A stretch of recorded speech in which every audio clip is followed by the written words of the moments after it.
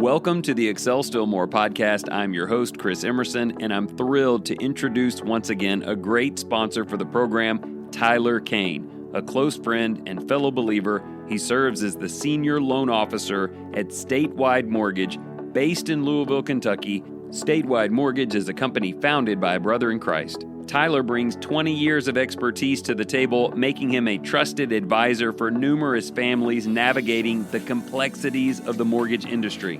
Whether you're a first-time homebuyer, considering refinancing, or dreaming about future homeownership goals, Tyler and his team stand ready to assist you every step of the way. For more information, you can find a link to their website in our show notes, or feel free to reach out directly to Tyler at 813-380-8487. And on his behalf and mine, thanks for listening.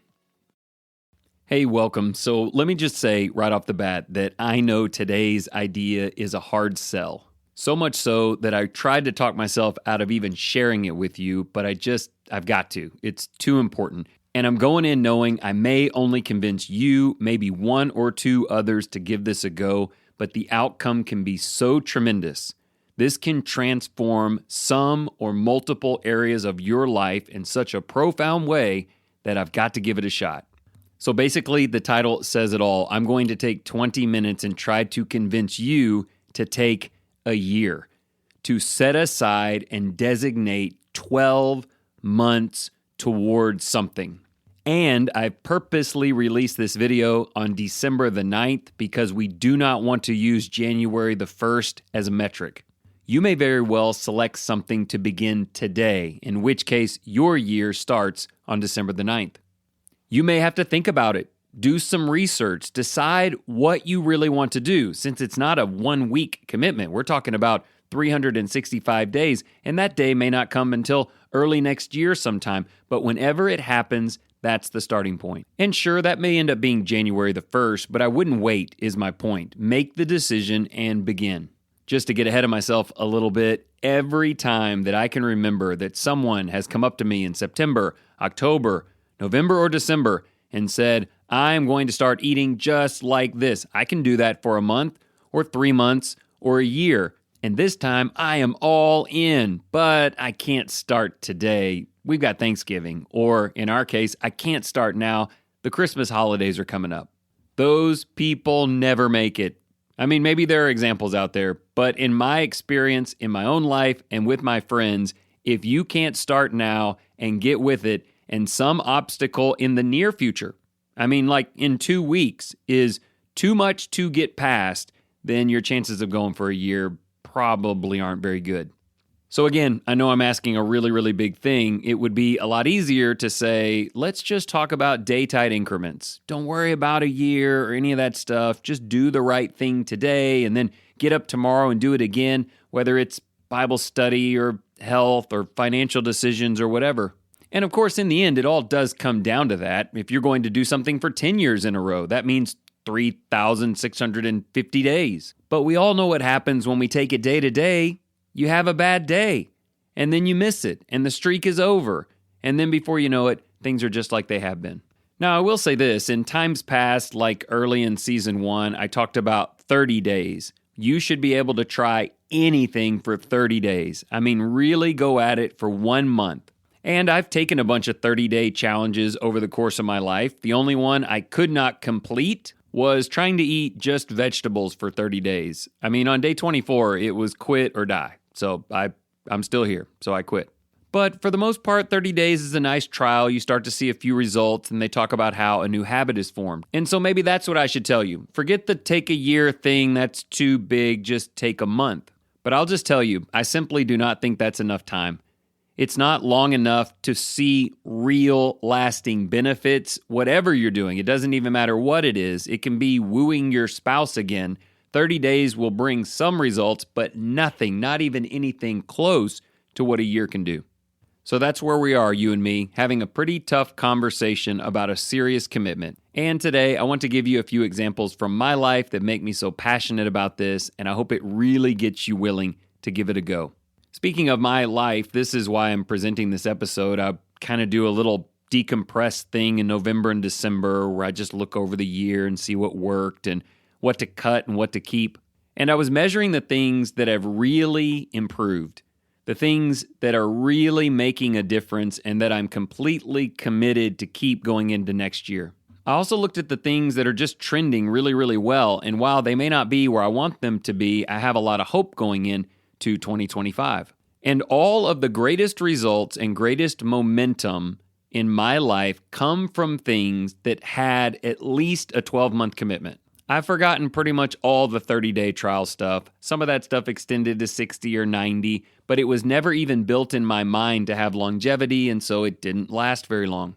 As I'll share with you in a few minutes, there are some projects I'm involved in right now where I'm not at the year mark yet, but having that level of commitment is keeping me from coming anywhere close to giving up. I will go ahead and give you one example. I started writing daily Bible devotional books related to New Testament chapters. That's going to end up being 3 volumes. We just finished volume 1, which is Matthew, Mark, Luke, and John. And that first volume was hard, like really hard. Writing it was hard. Editing it was twice as hard. This process of properly publishing it has turned out to be a pain, and then advertising is this ongoing thing. But when I started, I said, I will write 3 books, and it will take me a year to do so. So all of the hard things have not in any way convinced me to give up. They've just trained me to be more efficient so the rest of the year goes more smoothly. But barring intervention by God Himself, I'm getting this done.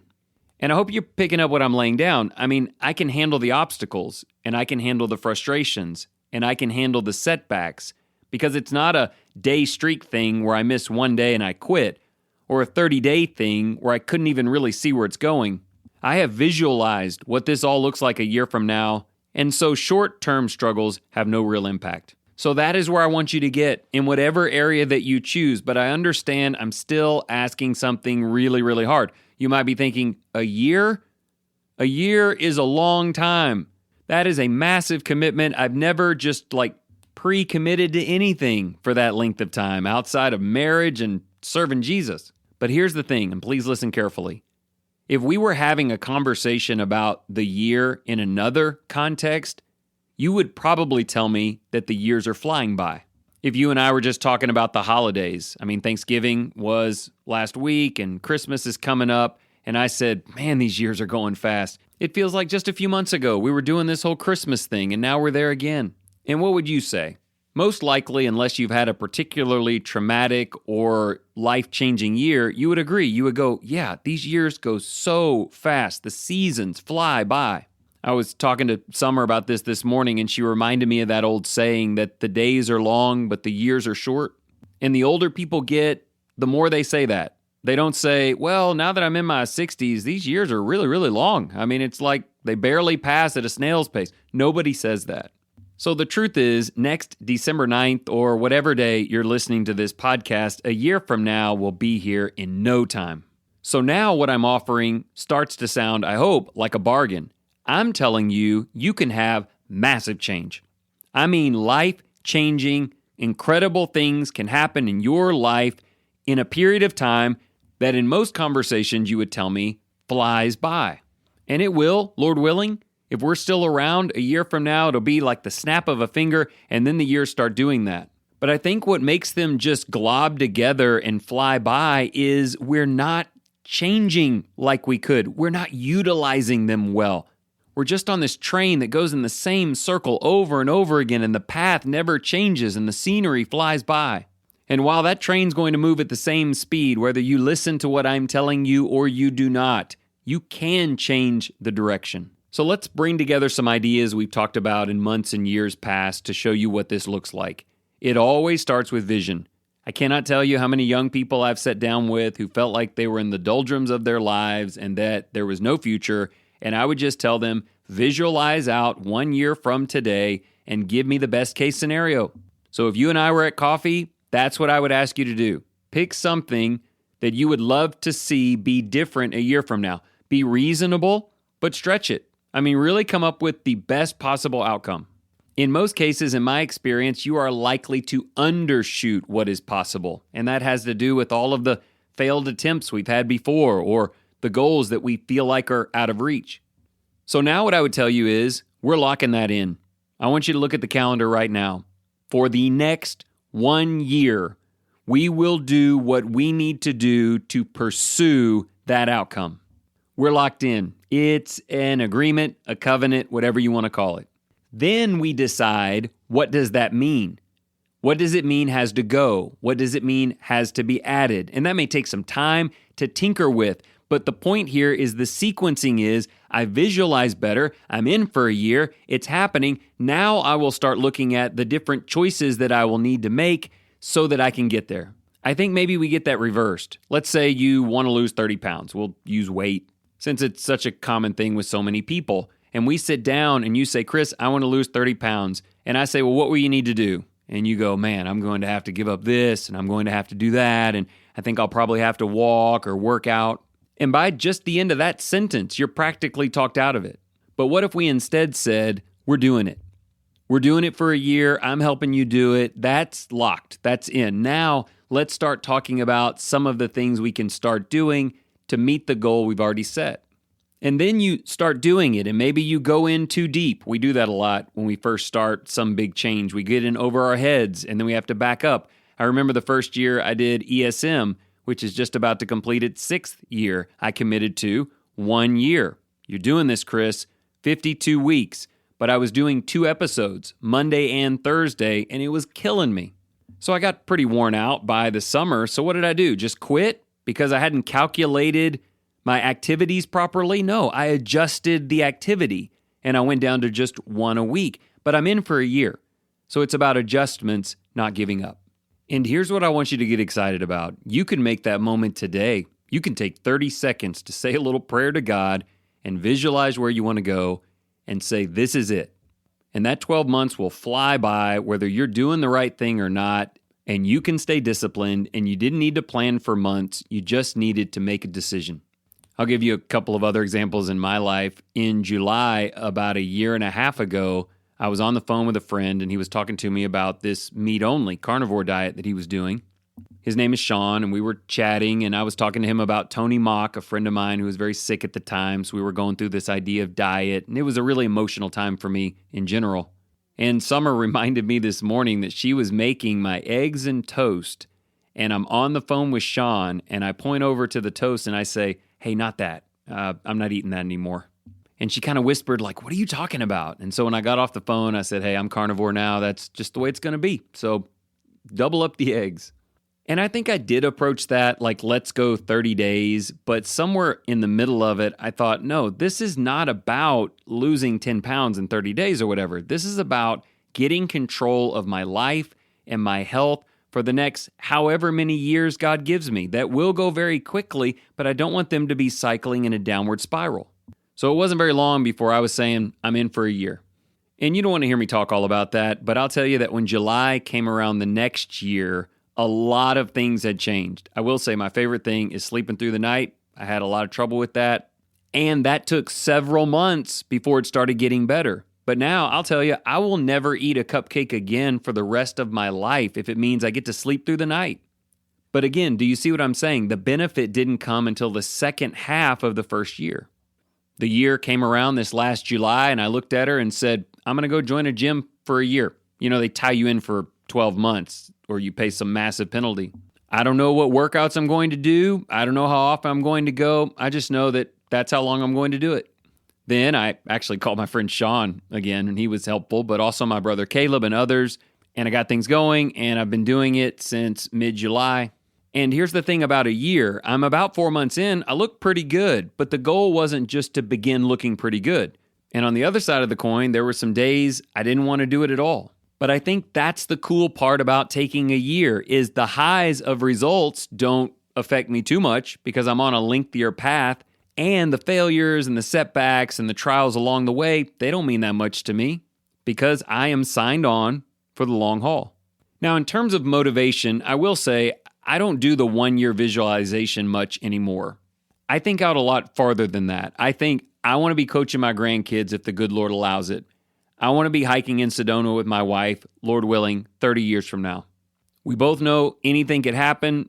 Life is uncertain, but I'm not just going to let the years flash by in this spiral that keeps me from a place of peace and commitment. So I just want to toss that in here near the end. You may look out even further, but find something amazing, reachable, that is not where you are now. Okay, if you're still listening, then I need to tell you the really hard thing. And you might be thinking, wait a minute, the hard thing was telling me I've got to sign up for a year. But like I said, that goes by really fast and you'll start seeing results and it helps you overcome short-term setbacks. It's great. But the real hard thing is you're going to have to do hard things. More than just do hard things, you're going to have to become, at least for that year, the kind of person who does certain things. In other words, this is not just what you're doing, this is who I am. And I hope that sounds as different to you as it's supposed to, because they are largely different things. I remember reading about people who quit smoking, and those who said, I'm not going to smoke a cigarette today, did okay for a while. But those who said, I'm not the kind of person who smokes cigarettes, was able to last much longer or kick the habit. And again, for 30 days, you won't be able to convince yourself of that. But if we're going December to December, this is just who you are now. And next year, we'll reevaluate. I'll give you a personal example. I got in a little trouble in January. Some guy wrote a big paper about me, and it was kind of a mess for a while.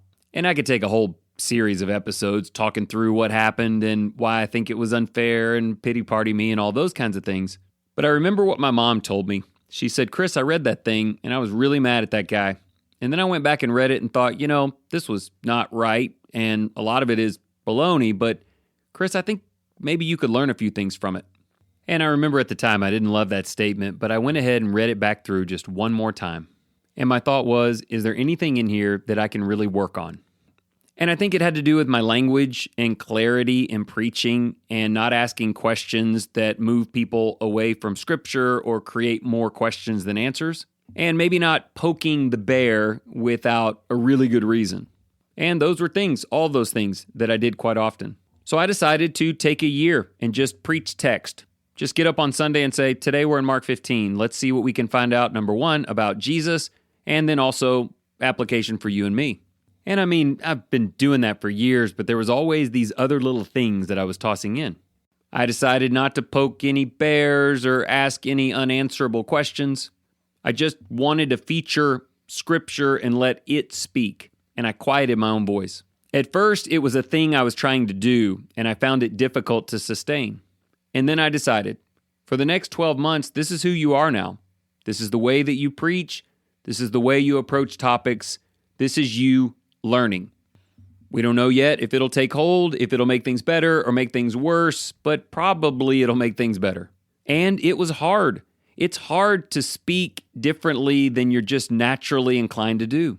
It's just hard to change. I think you know that, whether we're talking about diet or financial habits or the way you engage in prayer or whatever it is. But I had to figure it out because I was committed to all of 2024. And I don't want to get into details with you, but it has been an amazing year. I've told so many people that the only way to get to better was to go through hard, and I had to do some hard things when I could have just blamed everybody else. And you know what? Things started happening in the preaching that I believe have been more pleasing to God. And now I'm not a guy trying things anymore. I'm a different guy. I have become the kind of person that approaches these things in a way that wasn't true even a year ago. And that's kind of what I'm telling you. You can become the kind of person who is not the same person you are today, but it's not the result of just trying things and deciding what you can and cannot do. It's about making a decision today and then working all of those things around it. It's about acknowledging that life is flying by and you're being offered a great deal. Years fly by and can do a bunch. Pick something important. Pray about it. Make a decision for when you're going to start. And pro tip, start now. And then you reach out to me next December. And I would love to hear how your life has changed because you were willing to take a year.